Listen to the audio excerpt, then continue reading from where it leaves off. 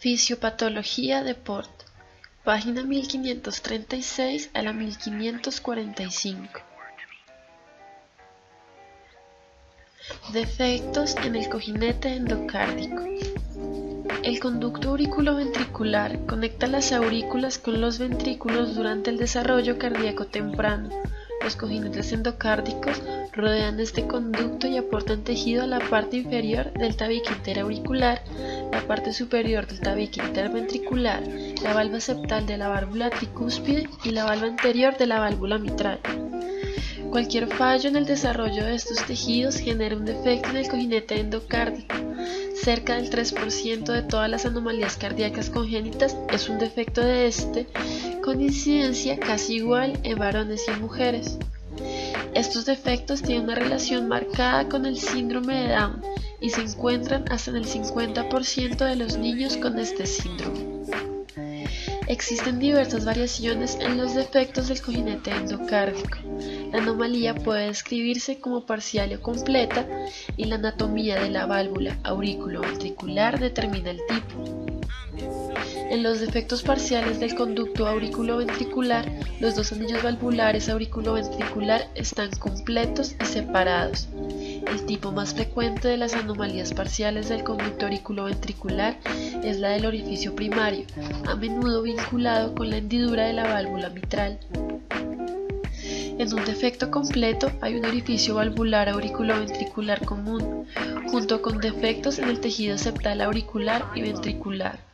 Otras anomalías cardíacas pueden relacionarse con defectos en el cojinete endocárdico y la mayoría incluye posición anómala cardíaca y tetalogía de Fallot. Desde el punto de vista fisiológico, los defectos del cojinete endocárdico producen alteraciones similares a las descritas para anomalías en el tabique auricular o ventricular. La dirección y magnitud de un cortocircuito en un niño con un defecto en el cojinete endocárdico depende de la combinación de anomalías y de la resistencia vascular pulmonar y sistémica. Los efectos hemodinámicos de un defecto aislado en el orificio primario son los ya descritos para el defecto septal auricular. Estos niños permanecen casi asintomáticos durante la infancia. Con una anomalía completa en el conducto auriculoventricular, el flujo sanguíneo pulmonar aumenta cuando la resistencia vascular pulmonar desciende a causa de la desviación de izquierda a derecha a través de los defectos septales ventricular y auricular.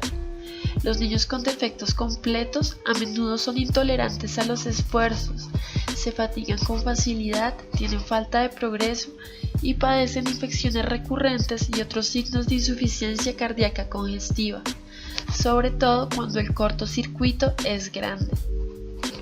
Si la lesión no se corrige, se produce hipertensión pulmonar y aumento de la resistencia vascular pulmonar. El momento de la corrección de los defectos del cojinete endocárdico depende de la gravedad de la lesión y de los síntomas. En caso de que el defecto en el orificio primario, la reparación quirúrgica casi siempre se planifica como un procedimiento electivo antes de que el niño llegue a edad escolar. La anomalía en el tabique auricular se cierra con un parche y se realiza valvuloplastia mitral. Si existe insuficiencia de la válvula, la cirugía correctiva es necesaria para todos los defectos completos del conducto auriculoventricular.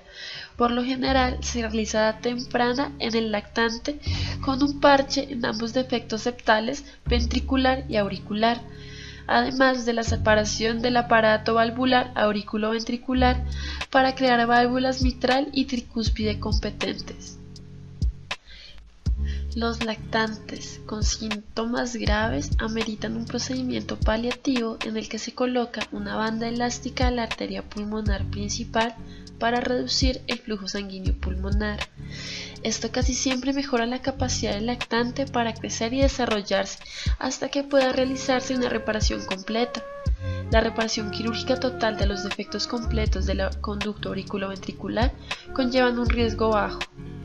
En cerca del 11,7% de los niños es necesaria una nueva operación.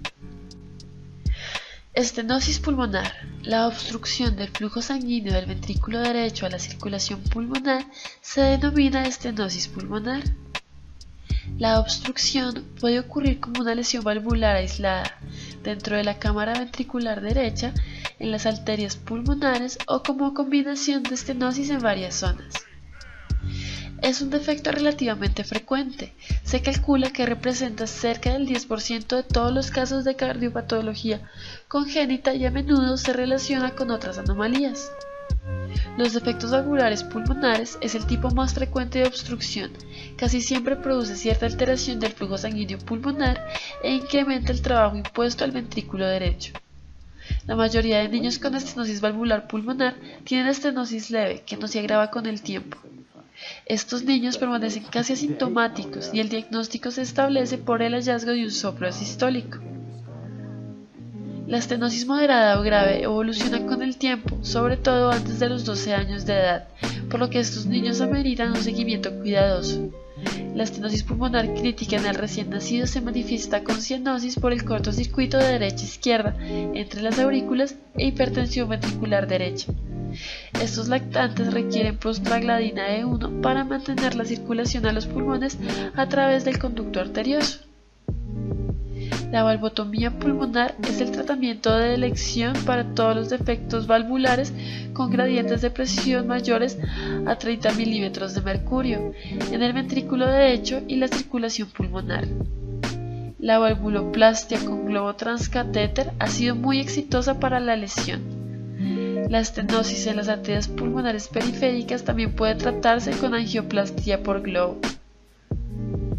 En fechas recientes se han utilizado endoprótesis vasculares en niños con estenosis arterial pulmonar para mantener los vasos abiertos. Esto se emplea cuando hay fallo en la dilatación del globo. Tetralogía de Fallot. La tetralogía de Fallot es la cardiopatía congénita cianótica más frecuente y, como su nombre implica, consiste en 4 defectos relacionados. El primero es un defecto septal ventricular que afecta al tabique membranoso y la parte anterior del tabique muscular. La segunda, dextroposición o desplazamiento a la derecha, por lo que queda la aorta sobre el ventrículo derecho y se comunica con el defecto septal. La tercera, la obstrucción o estrechamiento de la vía de salida pulmonar, que incluye estenosis valvular pulmonar, reducción del tamaño del tronco pulmonar o ambos. Por último, la hipertrofia del ventrículo derecho por aumento del trabajo necesario para bombear la sangre por los conductos pulmonares obstruidos. La variación del defecto incluye callo aórtico derecho y vena cava superior izquierda persistente. Cuando esto ocurre, el trastorno puede llamarse pentalogía de Fallot. La cianosis se debe al cortocircuito de derecha-izquierda a través de un defecto septal ventricular. La magnitud de la cianosis depende de la restricción del flujo sanguíneo en el lecho pulmonar. La obstrucción del flujo de salida ventricular derecho hace que la sangre desoxigenada del ventrículo derecho se desvíe por el defecto septal y se expulse a la circulación sistémica. Este grado de obstrucción puede ser cambiante, aumenta durante periodos de estrés, lo que causa ataques de cianosis intensa o ataques de tetralogía. Esta crisis casi siempre ocurre en las mañanas durante el llanto, la alimentación o la defecación. Estas actividades aumentan el requerimiento del oxígeno e intensifican el cortocircuito de derecha e izquierda. Reduce también el flujo sanguíneo pulmonar. En la crisis cianótica, el lactante experimenta cianosis aguda, hiperpenia y se encuentra irritable y diafórico. Más tarde, el lactante queda lánguido y puede perder la conciencia. La colocación del lactante en una posición genuro-pectoral aumenta la resistencia vascular sistémica, lo que incrementa el flujo sanguíneo pulmonar y reduce el cortocircuito de derecha e izquierda. Durante la crisis cianótica, los lactantes mayores y los niños a veces asumen posiciones de cuclillas de manera espontánea, que funciona como la posición genupectoral para aliviar la crisis. El flujo turbulento va por la vía de salida ventricular derecha estrecha y produce un soplo sistólico en la expulsión áspero característico. La auscultación durante la crisis cianótica revela una disminución o ausencia del soplo debido al descenso drástico de los flujos sanguíneos pulmonares. Todos los niños con tetralogía de Fallot necesitan corrección quirúrgica completa. Sin embargo, antes de la operación debe corregirse la anemia ferropénica para prevenir un accidente cerebrovascular. Se mantiene una vigilancia estrecha para detectar deshidratación a fin de prevenir complicaciones trombóticas que pueden administrarse para prevenir crisis, un ejemplo, el propanol, y en caso de acidosis, bicarbonato de sodio y agonistas adrenérgicos. Hoy en día sugiere la reparación definitiva temprana de la lactancia en la mayoría de los centros experimentados en cirugía intercardíaca lactante. Cuando existe cianosis extrema en un lactante pequeño o cuando hay una hipoplasia marcada en las arterias pulmonares, a veces es necesario un procedimiento paliativo para facilitar el flujo sanguíneo pulmonar. Esto se hace mediante la colocación de un cortocircuito prostético en la arteria sistémica y en la arteria pulmonar. Cortocircuito de Black-Towsing modificado. La dilatación del globo de la válvula pulmonar también puede relacionarse con paliativa en algunos lactantes. La corrección total se realiza más tarde durante la lactancia y la infancia temprana. La reparación completa incluye cierre del parche del defecto septal ventricular y el alivio de cualquier obstrucción en la vía de la salida del ventrículo derecho.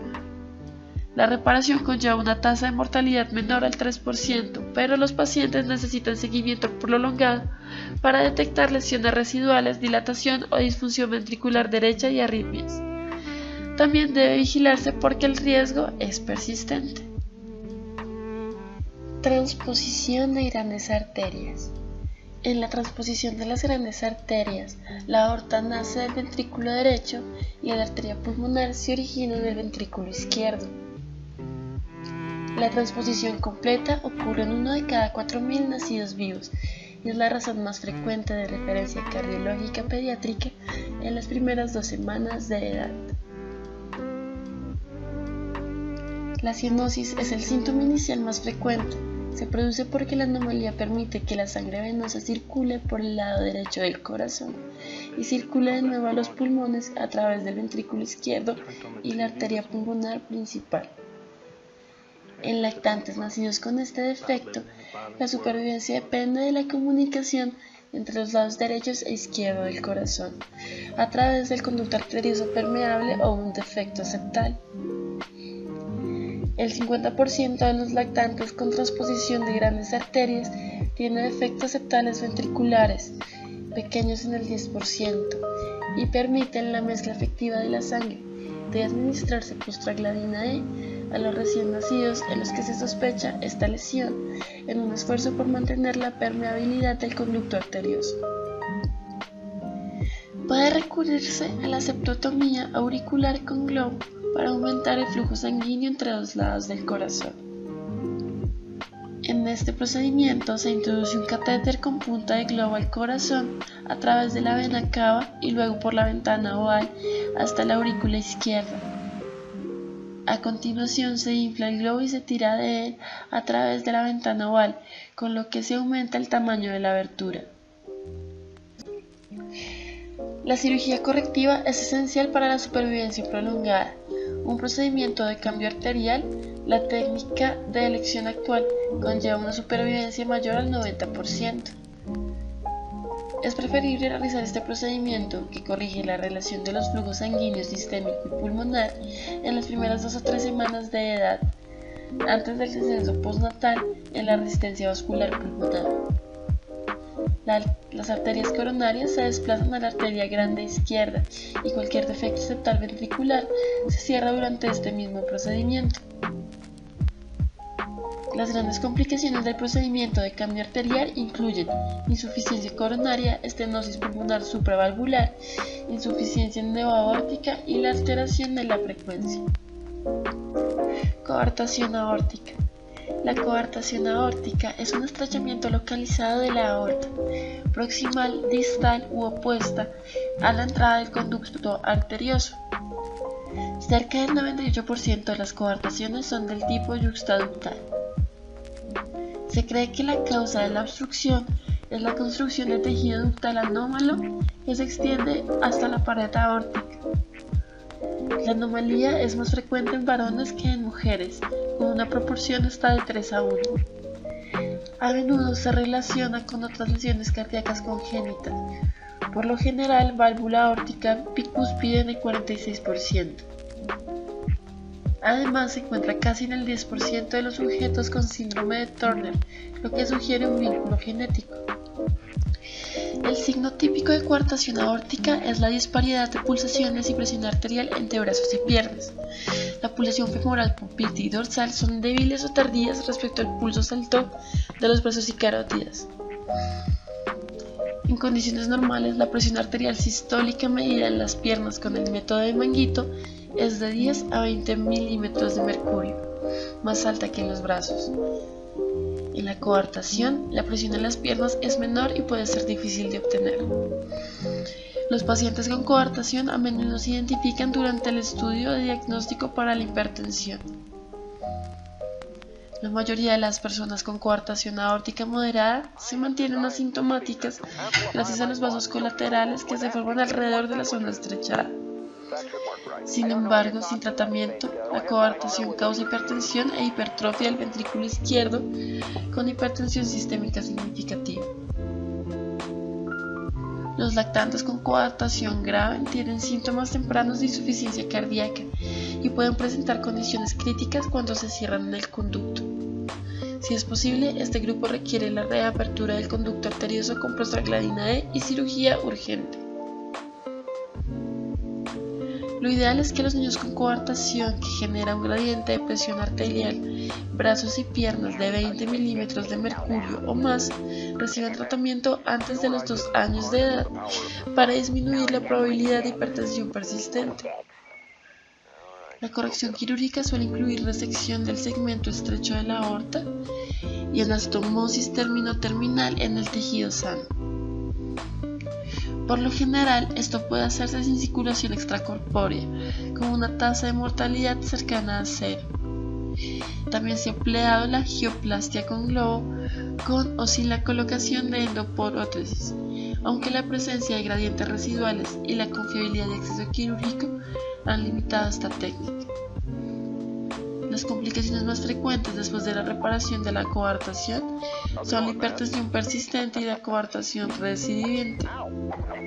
Las tasas de mortalidad quirúrgica aumentan si este defecto está relacionado con algún otro. Anatomía funcional del ventrículo único.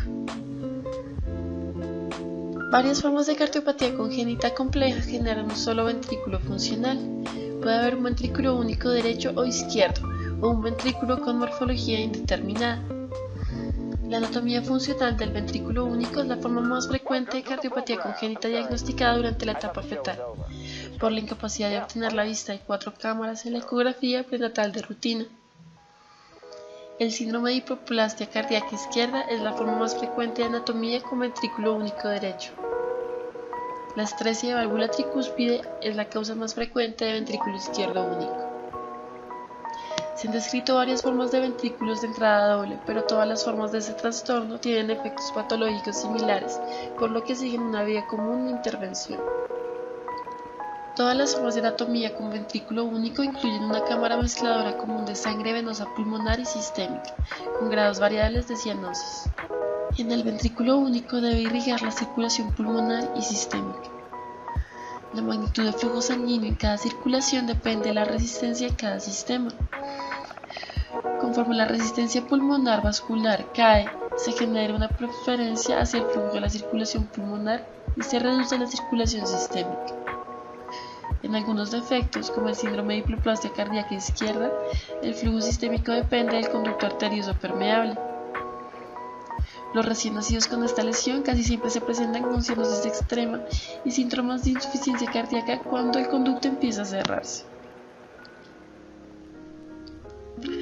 Aunque la anatomía funcional del ventrículo único no puede repararse por completo, la paliación quirúrgica de estos defectos ha sido uno de los logros más innovadores en la intervención para cardiopatía congénita. El objetivo de la paliación quirúrgica es redirigir el retorno venoso directamente a la arteria pulmonar y permitir que el ventrículo único suministre sangre oxigenada a la circulación sistémica. Esto se logra en una serie de 2 o 3 intervenciones quirúrgicas por etapas durante los primeros años de edad del niño.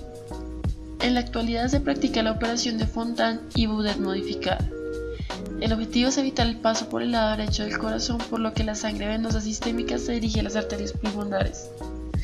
Esto permite que el ventrículo único bombee la circulación sistémica. También se recurre a un trasplante cardíaco para las formas más complejas de cardiopatía congénita con el ventrículo único.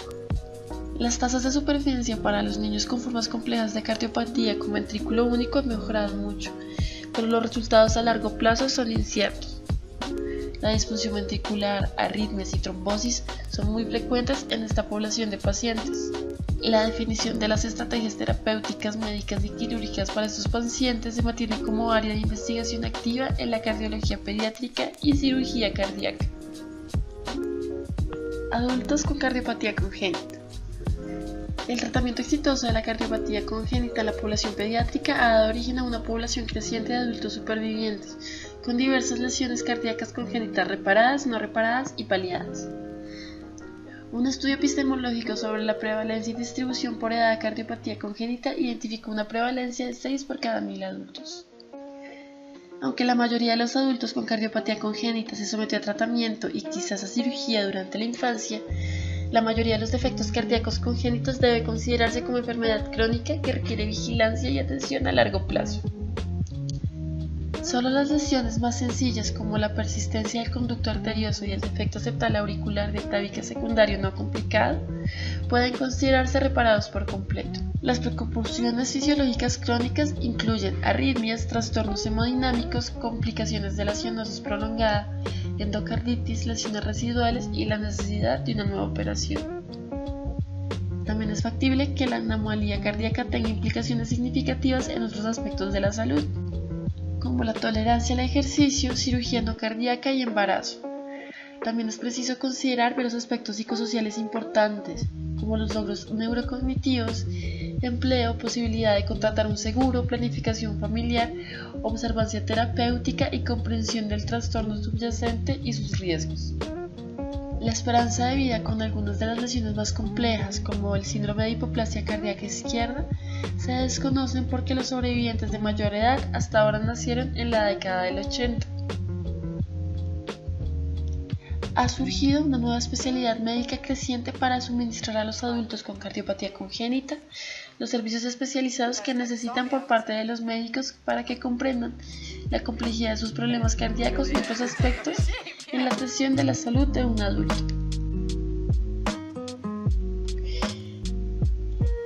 Enfermedad de Kawasaki. La enfermedad de Kawasaki, también conocida como síndrome de ganglio linfático micocutáneo, es un trastorno febril agudo en niños pequeños. El Dr. Tomisaku Kawasaki fue el primero en describirlo en 1967 en Japón. Afecta la piel, cerebro, ojos, articulaciones, hígado, ganglios linfáticos y el corazón. Esta enfermedad es la principal causa de cardiopatía adquirida en niños pequeños. Del 15 al 25% de los casos causan aneurisma o ictasia en las arterias coronarias, que pueden causar infarto en el miocardio, muerte súbita o insuficiencia coronaria crónica. Cada año se hospitalizan más de 4.000 niños con la enfermedad de Kawasaki en Estados Unidos. Más del 80% de los pacientes con este trastorno tiene 4 años de edad o menos, con una proporción entre varones y mujeres de 1,5 a 1. Aunque es más frecuente en Japón, la enfermedad afecta a niños de muchas etnias, ocurre en todo el mundo y su frecuencia va en aumento. Patogénesis. La enfermedad se caracteriza por vasculitis, o sea, inflamación de vasos sanguíneos, que comienza con vasos pequeños, arteriolas, vénulas y capilares, y avanza hasta afectar algunas de las arterias más grandes como las coronarias. Se desconoce la causa y su patogénesis exactas de la enfermedad, pero se cree que es de origen inmunitario. Durante la fase aguda de la enfermedad se han detectado alteraciones inmunitarias, como aumento de la activación de células T cooperadoras y concentraciones altas de mediadores inmunitarios y anticuerpos que destruyen las células endoteliales.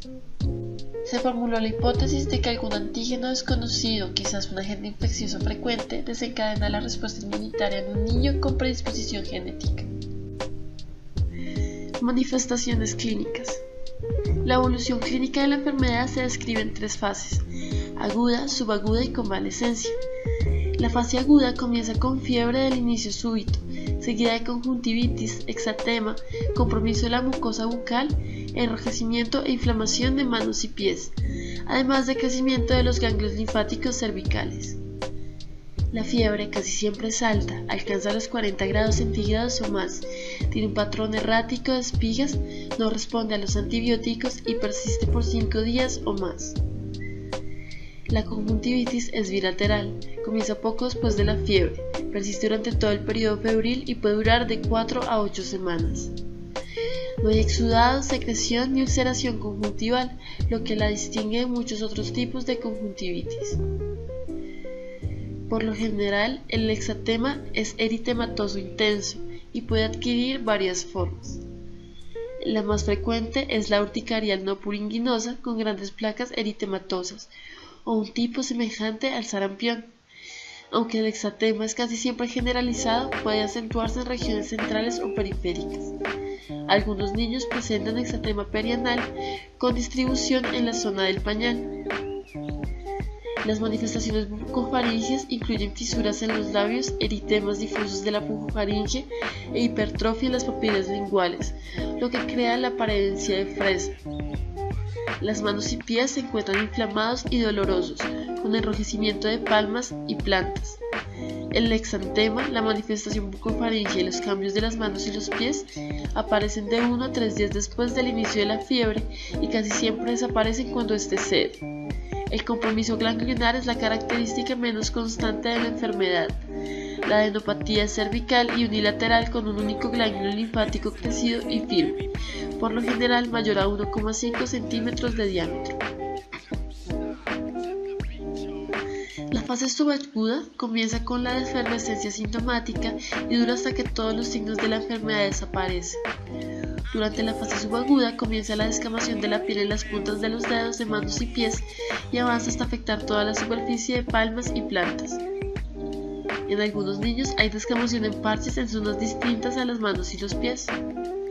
La etapa de convalecencia persiste desde la resolución completa de los síntomas hasta que desaparecen todos los signos de inflamación. Por lo general, esto tarda 8 semanas, aunque los cambios inflamatorios de las arterias coronarias pueden persistir hasta por 4 años. Además de las principales manifestaciones que aparecen en la etapa aguda de la enfermedad, existen varios rasgos menos específicos como la misma, que incluyen artritis, uretritis, piuria, manifestaciones gastrointestinales como diarrea o dolor abdominal, hepatitis e hipondresia vesicular. Existe artritis y artralgia casi en el 30% de los niños con esta enfermedad, caracterizadas por una inflamación articular simétrica que afecta articulaciones grandes y pequeñas. En casi todos hay compromiso del sistema nervioso central, caracterizado por irritabilidad intensa, la vialidad del estado de ánimo, etc. El compromiso cardíaco es la manifestación más importante de la enfermedad de Kawasaki.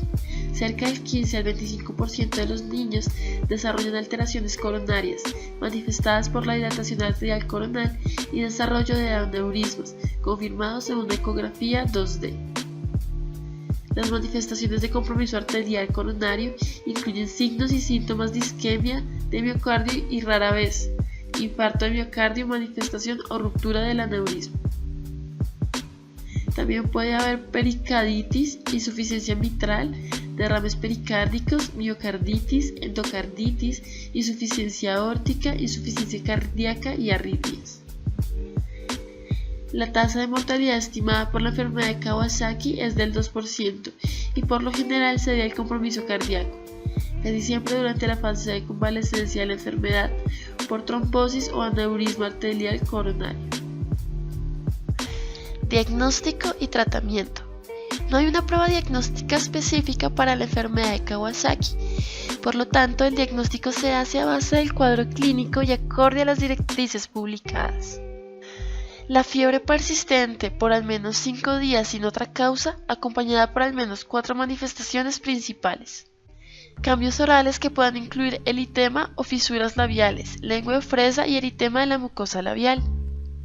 Conjuntivitis bilateral no exudativa, exantema polimorfo casi siempre troncal, no vesicular, cambios en las extremidades que incluyen eritema y edema de manos y pies, así como descamación en la primera y tercera semana después del inicio de la enfermedad, y linfadenopatía cervical, que a menudo es unilateral, con al menos un ganglio con un diámetro de 1,5 centímetros. La radiografía torácica SG y la ecocardiografía 2D se emplean para detectar el compromiso arterial coronario y seguir su evolución. La angiografía coronaria puede emplearse para determinar magnitud de compromiso a nivel arterial coronario. La gamma-globulina intravenosa y el ácido acetilsalicílico se consideran las mejores medidas terapéuticas para prevenir las alteraciones coronarias en niños con enfermedad de Kawasaki.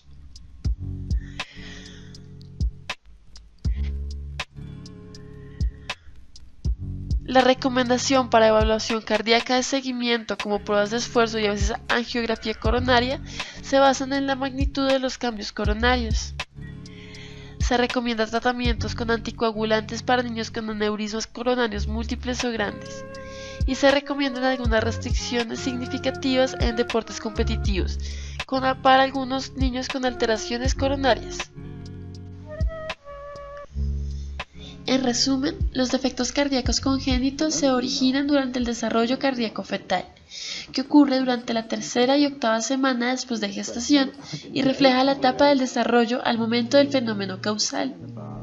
Varios factores contribuyen al desarrollo de anomalías cardíacas congénitas: influencias genéticas y cromosómicas, virus y agentes de ambiente como fármacos y la radiación. A menudo se desconoce la causa exacta del defecto.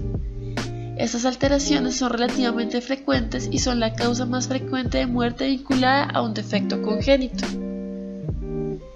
La cardiopatía congénita puede carecer de muchos efectos o puede afectar mucho la función del corazón. Algunos defectos generan cortocircuito de sangre del lado derecho al lado izquierdo del corazón o de izquierdo a derecho. Los cortocircuitos de izquierda a derecha casi siempre aumentan en el volumen del lado derecho del corazón y circulación pulmonar.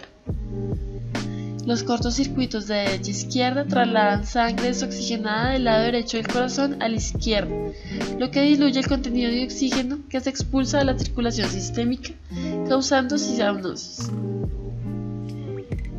La dirección de la magnitud del tamaño del cortocircuito depende de la posición del defecto que conecta ambos lados del corazón y de la diferencia de resistencia entre los dos lados de circulación.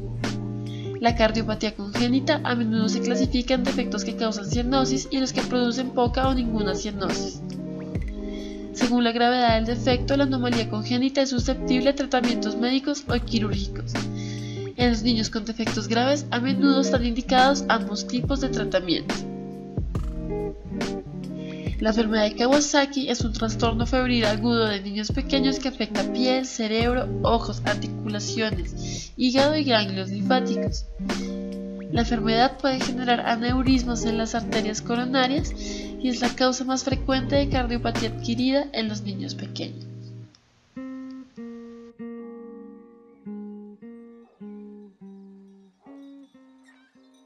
No mail today, maybe tomorrow.